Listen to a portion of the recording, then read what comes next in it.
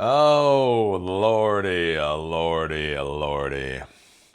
Some of my viewers out there, complain that I have TDS, Trump Derangement Syndrome.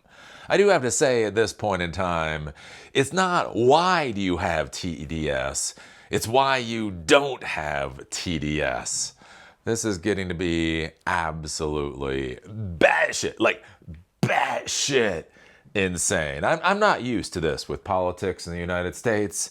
There's people that are for pro taxation and against taxation. There's people that are pro-trans and anti-trans. People that are pro-war and anti-war. I've never seen a president just come out and say, essentially, that they're the second coming of fucking Christ. Like, how do you argue that? What is the rhetorical method you go after for somebody when they basically come out and say that they're the second coming of Christ? It's just a hell of a thing. Though I do have to say, honestly, in my heart of hearts, do you know who I blame for this? Do you know who I blame for this insanity? I blame Obama. I blame Obama. Right? When in doubt, and you're in America, blame the black guy. Because here's the thing, right? Obama got elected, he went into office, and he literally earned the Nobel Peace Prize for showing up to work that day. The soft bigotry of low expectations coming to the fore, right? He showed up to work, and he got the Nobel Peace Prize. And I think all the white guys are jealous about that, right? He ran on the whole statement of hope. There was this whole idea that his election was going to change the country or something like that. And so after that, we've had the two old white guys get into office, and they're trying to compete, right? We had America's first dead president, Biden, and he basically started comparing himself to JFK.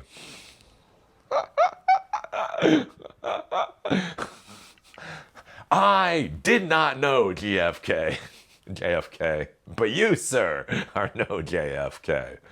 Anyways, that's a quote from a long time ago. But yeah, Biden go in, and he decided he was going to be a JFK. What did we want out of Biden? We wanted an old guy to get the country from point A to point B. It's like, look. We had been through the Bush years, got ourselves into two of the longest wars in American history, went through the Great Recession, all of that kind of stuff. We went through the Obama years, right? Elected a black guy, he got the Nobel Peace Prize, and then he figured out why it was good to kill brown people. I mean, that was a turning point for our civilization. To have a black president bless the concept of murdering brown people. That was touching. Brings a tear to my eye. Then we have Trump, and Trump was Trump. And so the idea with Biden is, okay, let's get this old white guy in to just take the country from point A to point B, right? Get some interstate bills passed, fix our little transit systems, right? Fix our hospitals a little bit, the whole 9 yards. But then, dumb fuck gets into office. And for some reason, he thinks, again, he's going to be the next JFK. That's where we get the Inflation Reduction Act. That's where he gets telling OSHA to create regulations to force the entire American population in order to get vaccinated. Like, you're just like, what the fuck? This is not what we elected you for. Like, literally, just fix the fucking potholes. Look, old man, we wanted somebody to fix potholes. Done. Anyways, so we have Biden, right? So Biden is just batshit fucking crazy, god awful fucking. It would be so hard to be a worse president than Biden was. Oh lordy! And now Trump gets into office, and again, what do people want? What do people want? Affordable housing, affordable food, affordable healthcare, affordable education, and what are we getting? What are we getting? Oh, so much stuff. Wars in Iran and tariffs and all this kind of stuff going on. And I think the issue is with the old white guys. They're all trying to compete with Obama, right? Obama was just so fucking cool. Obama had the swagger, right? Obama was the inheritor of the JFK legacy. And these old white guys just can't handle that shit. And so I don't know, they're lost in their own insanity. So yeah, I actually saw this when it was on Truth Social. I was going to do a video about this, but then other things came up yesterday, so I didn't do the video about it. Apparently, Trump did take this image down because he said he thought he was a doctor. I'm not really sure what he thinks doctors do. Does that make it better or worse? You're like, oh, no, you're like, it's okay. He didn't think he was actually the second coming of Jesus. He thought he was a doctor. And it's like, really? So this is how you think doctors do their work? They have glowing shit on their hands and they touch people's heads while like there's angels in the fucking background and everybody looks at them with his admiration and awe. Is that what Trump thinks doctors' jobs are like? Maybe this is why we were not getting an improvement to the healthcare system, right? That's the thing, because sometimes, again, maybe we don't need to read between the lines. Maybe we just need to listen to this dipshit when he says the dipshittery that he says. Maybe he actually thinks this is how doctors work. So he's like, why should we have to fund hospitals? Why should we have to make sure people can afford their pharmaceuticals and all that? Look, all doctors have to do is touch you on your head, something glows, and your cancer is cured. I think it's ridiculous how much money we spend for people to put hands on heads to cure cancer. Really, it would be better. It would be better to spend that money on our military. Because we're going to spend $1.5 trillion on our military so that America has the military we deserve. Not the healthcare we deserve, not the food security that we deserve, not the housing or shelter that we deserve. None of that. We're just going to have the military that we deserve. Because he believes that basically public health can be done by putting palms on heads. So anyways, yeah, I don't know. There you go. I mean, this is real. Again, I saw it on the Truth Social. It was on the Truth Social. It was on his account in the Truth Social.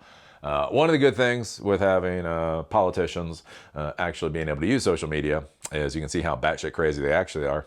You can see what they're actually saying. Holy shit. And so that's where we're at. What do you do with a nation when the president of the nation thinks they're the fucking second coming of Christ? What happens when they're that batshit fucking crazy?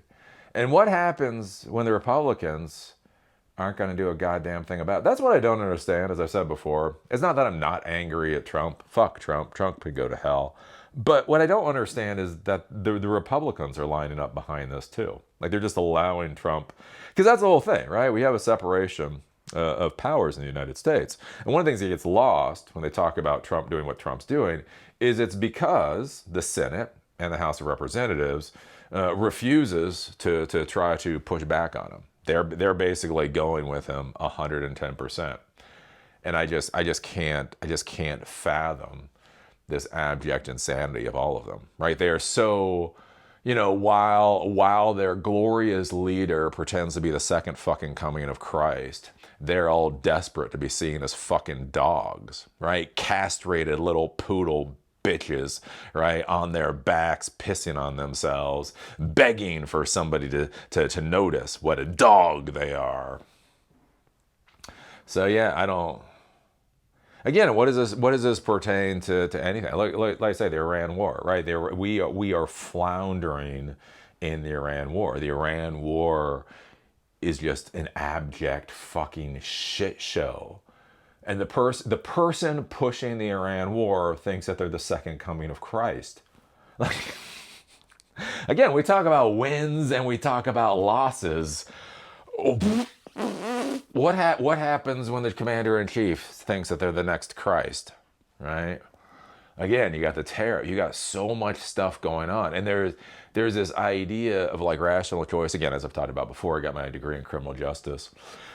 And when you get your bachelor's degree in criminal justice, especially if you want to got it back in the 90s, right? They really wanted to just compartmentalize everything. So there was these theories of crime. So there was a association theory that basically you emulate the people that you're associated around. So if you're around gangsters, you're going to be turn into a gangster. If you're around preps, you're going to turn into a prep, that type of thing. But one of the theories on why criminals are criminals is basically the rational choice theory, that basically people decide, right? They sit there and they're like, well, you know, I know if I steal this car, I might go to jail for 2 years, but if I steal the car, I can pay rent for a couple of months.